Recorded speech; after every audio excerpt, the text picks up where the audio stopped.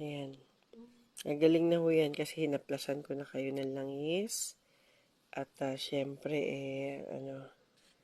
ayan.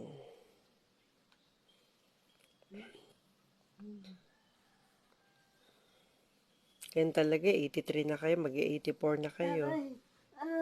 Oh.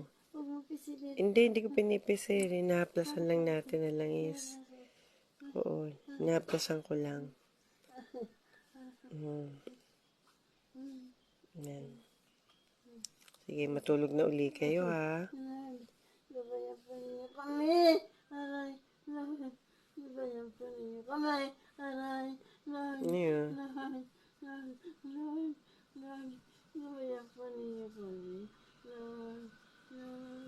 okay na yan, ma.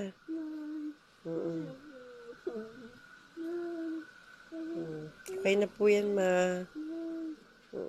Ayan na, oh.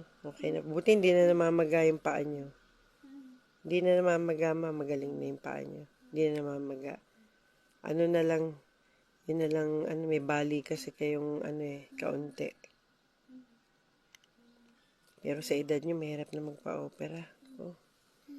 Diyan ako takot nito. Gusto nyo ba magpa-opera? Gusto nyo magpa-opera?